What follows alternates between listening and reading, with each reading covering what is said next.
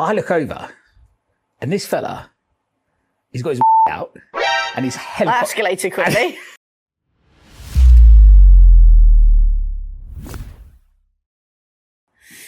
Right. This is a short but sweet one, but another brilliant one and old. Do you follow Zach Robinson? No. So he is a personal branding sort of marketing guy who I would say if I was going to give my marketing personal branding to anybody, it would be him. Oh, that's high praise. And you know how picky I am. Yeah, that's high praise. I have chatted to him before. I really, really like him. Mm-hmm. Really like him. His posts are brilliant. Really good. And he this is just one of the many good posts, but when I saw it again, it really, really made me laugh. Yeah. Like really made me laugh. So, and it's just a text post. So he's posted, my old housemate put 2 ecstasy pills up his bum while we were watching Kanye West at Glastonbury. Why am I telling you this? Because it's a great reminder that when you do things a little differently, you often reap the rewards sooner. Do with that what you will. Happy Friday. And then Chris Hart's commented, and there's me thinking my content was pretty good. But I just love... That is so good. I love his post, and he's just... That's what he's like. Yeah, he's written that. Yeah.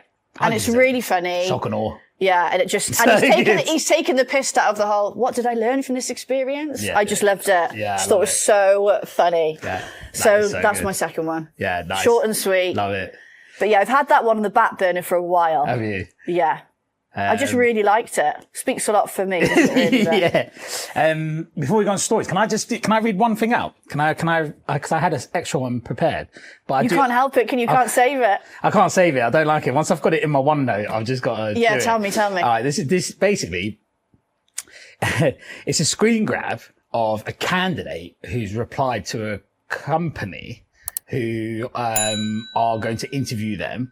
And he's reached out to ask them, am I being interviewed by AI? Because it's like an automated online thing.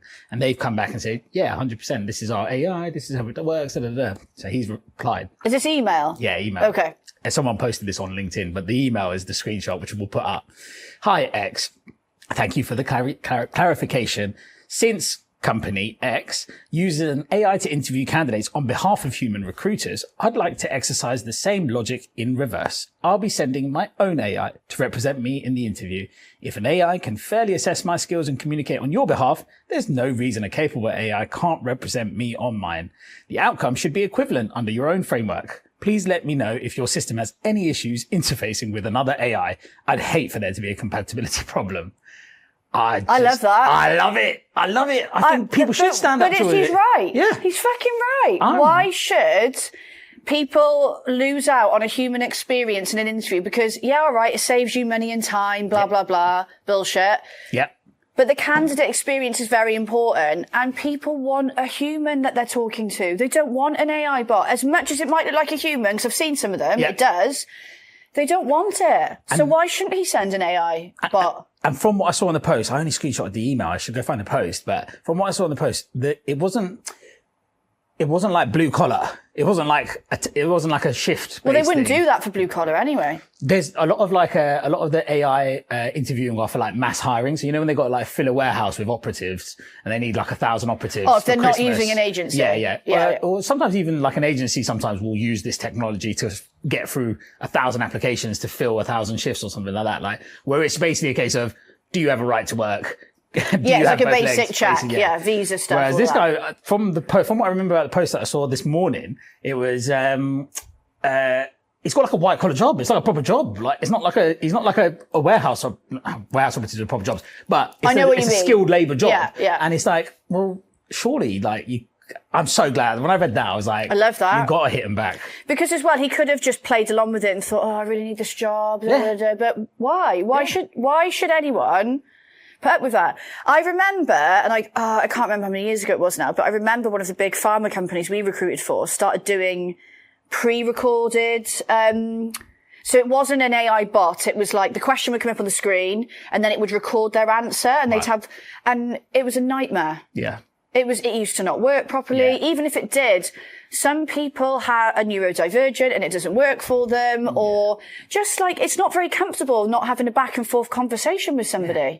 Also, I just don't think it's worth. I'm not pro it at all. At volume levels, at certain scenarios, I agree with it. But what does it say about the value you're putting into the recruitment process and this hire and their role within your business if you want to fob it off to AI? I just don't get it. You might be able to watch the recording back. Yeah. But I think you can't then, I love interviewing people, right? Yeah. When you're sitting there and it's not prepared, but you're like, oh, I'm going to ask them about that or that. You haven't got that luxury and you can't get the same feel for them, I don't think. Nah, I don't. I hope that's real. Yeah. Real. I think that was real. I love the fact that he's done that. And standing up for their principle. I wonder what they said. It's a good question. I'm going to look for that original post. Because I'd like to know if they said, yeah, fine. Yeah. I doubt it. AI interviewing AI. We all just have our own bots that follow us around now. I bet they didn't though. And represent, no, 100%. I don't think they would have. Nah. Okay, so big up to one of our amazing sponsors, Pay Guardians. For me, when you choose a service provider in this industry, it's not just about their products, the tech, the service they provide, whatever it is. It's also about the people.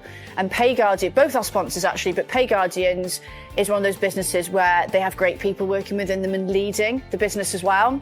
So if you are looking for great service around your payroll solutions, so this is for all you temp agencies out there in particular, I strongly advise you to contact Pay Guardians. I've got clients that have gone over to them from other companies and they've raved about the service. So I'm not just saying this, I've heard the feedback and I know both Bev and Paris really, really well. So I would say go and check them out.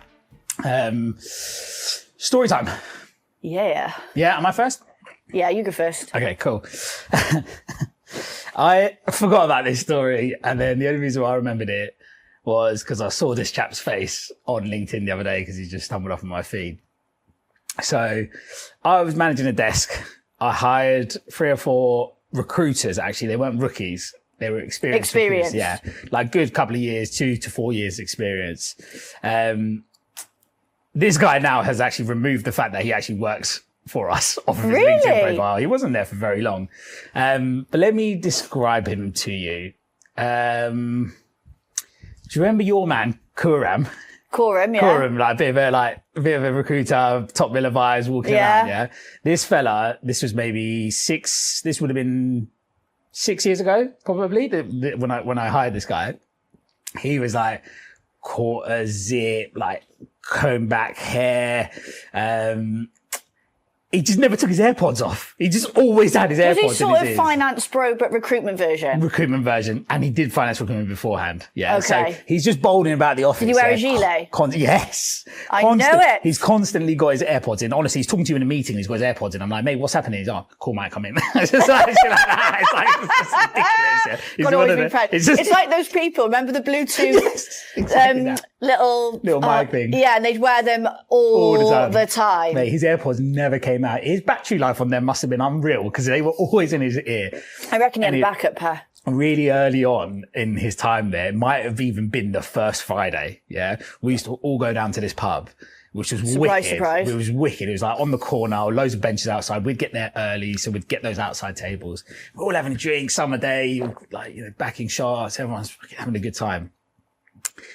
I look over and this fella, he's got his willy out and he's escalated quickly. And he's helicopter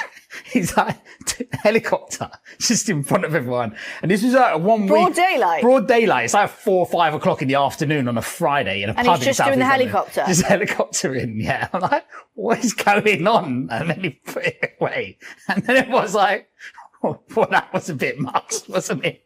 And so afterwards, people coming up to me going, What's the new fella on your team? Was he doing it to anyone in particular, or he just did it on his own? No, he wasn't just stood on his own doing it. He wasn't just stood on his own. I think they were all having a laugh and a joke about something. Then next thing he's going, hey, or someone's dared him or something. I don't know, but regardless of the scenario, you don't just get your woody out in public and start helicoptering it around. How long did he do it for? Long enough, mate. Long enough. And how many circles did he complete? I don't know. I was in shock and horror. I was like, oh, Geezer works on my team. I'm like, oh, this is so long, man. I'm going to have to deal with all I was just thinking you're going to have to deal with that now. Anyway, it all, everyone carried on, everyone went out, and I sort of said to him, I think I said to him afterwards, or the following week, I said, what happened there then, mate? He was just, oh, mate, he just got carried away, you know. And I was like, all right, wicked, thanks, mate. So there was literally no reason. Literally no reason whatsoever. But he was like, all the while, he's got his AirPods in his ears while he's doing it as well. He's got his AirPods on in the pub as well. I've got this picture. I remember looking up. There he is. Can you get a picture for us so we can bring it up? I was going to show you. I was going to show you his profile, but we can't put it on the show because he's still in recruitment. Is he wearing the earpods in his LinkedIn photo? No. Oh. But as soon as you see him, like you'll see what I mean. That was him. Do you know what I was picturing to look slightly different to that though? Oh, were you? Yeah, longer hair. Oh, really? Yeah, I was, the real slick back. The earpods thing has really cracked me out. AirPods thing's very constant. So even when he got his willy out, he kept them in. Mate, drinking a pint, AirPods in. In a one-to-one, AirPods in. Having his lunch, AirPods in. Walking around, AirPods in. Helicopter. AirPods in. AirPods in. Mate, honestly, At least he's consistent. I've really... After his I wonder what he's doing right now. After his very short stint, he's got his AirPods in 100%, isn't he? After his very short stint with us, he did end up going elsewhere and he had a nice 4-year stint, which looks like it's worked out. He was ahead of his time, that guy. Do you reckon? Yeah, because AirPods didn't really kick off until last year? Yeah. He was way ahead of his time, that guy. A maverick. I would say. So yeah, I think that's one of I just remember as his manager, just thinking, fucking hell, mate. I've got to deal with that now. This is so long to deal with. Like, we used to always have, not always have problems. Stuff used to happen on a Friday night, right? There was always something happening. Like, it was like an agency of like 35, 40 people, all young. We were all younger. Yeah, you're always going to have something. And pretty much our entire office were youngsters that had moved to London, who all lived in Clapham, Brixton, and our office was near there. So it was one of them, mate, it was such a good fun office to be in. But that one there, I can't believe I forgot that. I saw his little face on LinkedIn the other day and I was thought you were going to say something else then. I've got to tell that story. Oh, God. Is it called helicopter? It's what they call it, isn't it? When people get there. Yeah. I remember when I was in uni, there was this website you could go on. I can't remember what it was called now. Oh, and basically, what? Steady on. No, there was a website you could type in and it would bring up just, a video of somebody helicoptering, whatever you call it. Yeah. So all the boys used to do it each other as a trick and it would have a timer for how long it had been on. Yeah. So they'd in student halls, say if somebody left their door open, they'd scuttle in, do it, and then they'd go and be like, fucking hell, who's done this to my laptop? But I can't remember what it was called now. If anyone remembers, let me know. Yeah. It was really, everyone did it to each other in uni. Or if you're in the library. Yeah. Because you get in trouble for it. And it was just like a running joke, basically. El Clasico. I can't remember what it was called. I'll have to Google it. Stories we're on now. I was bringing up posts. I've done my posts. Okay, so this is a story that got told to me by a guy called James Rowe have you heard of the Recruitment Experts? Or TRE? No. I think I had him on my show actually at one point. So basically, he is the director of the business, but it's one of those businesses where people come in and they're technically self-employed. Okay, yeah. So they give them all the back office support. They pay for it all. They help them start, blah, blah, blah. And they mainly have people that work in sort of like, estate agency recruitment or property, that sort of thing. Anyway, so, he told me this amazing story and I was like, can I bring it to KOSI? And he was like, yes, you can. So basically, so even though they're all self-employed, they also still see him as like a manager. So they create like a team feel. They have like team meetings, getaways, stuff like that. So people get the best of both worlds, basically. So anyway, it's like 9:00 at night one night and he's getting messages off one of I'll call him a recruiter, but technically he's a business owner, but you know what I mean? They're all solos, basically. And he's like, mate, it's 9:00 at night. He's like, oh, can you give me a call? And he's like, no. He's just ignoring him. Do you know what I mean? He's like, it's 9:00 at night. I'm watching TV, maybe Downton Abbey. Yeah. Who knows? And this guy just keeps messaging him and then he's calling him and he's like, for fuck's sake. Like, mate, it's late. Like, leave me alone. He's like, mate, I'll speak to you in the morning. Like, I'll ring you first thing, I promise. And he just keeps contacting him. And in the end, he's bothering so much and he's like begging him to ring him. He's like, I'm just going to give him a ring. So he rings back, so he can basically enjoy his evening in peace. And the guy is in a right panic on the phone. Like as soon as he answers, he's concerned and he feels bad. Then he's like, oh shit, I probably should have rang this guy sooner. Yeah. Proper in a panic. Freaking out. So James is like, mate, are you okay? Like, calm down. Like, what's happened? And all these things are running through his mind of like, what could have gone wrong? So the consultant's like, right, I'm going to level with you. I've taken a shitload of and I've accidentally butt dialed one of my clients and accidentally left a 57-minute voicemail of me just pretty much off my tits. 57 minutes. 57 minutes. What was he up to in that? Exactly. Minutes? And he can't comprehend. So, and also, imagine realizing that when you're on mushrooms. Oh, yeah. That's not good. It's not okay if you're sober and you accidentally do it. Yeah. Right. So James at this point doesn't want to panic him, but it is one of their top performing clients. Yeah. So it's not like a little, they've done a little bit of business. No, it is a big boy, right? Yeah. So it's like the have that you sort of situation, right? And it was to the director. Oh. So it's not one of the, not that it makes any difference, but he knows it's a problem. Yeah. But he also knows this guy's in no fit state to sort it out. Also, it's late at night. What can you do at that time of night? So James was like, right, don't worry, calm down. Go and enjoy the rest of your trip. I will go and deal. Yeah. I'm quite impressed he's even managed to like function to ring him. Yeah, yeah. So in the morning, James had to get in touch with this person and just say, look, giving you the heads up, you've probably received a very, very long voicemail.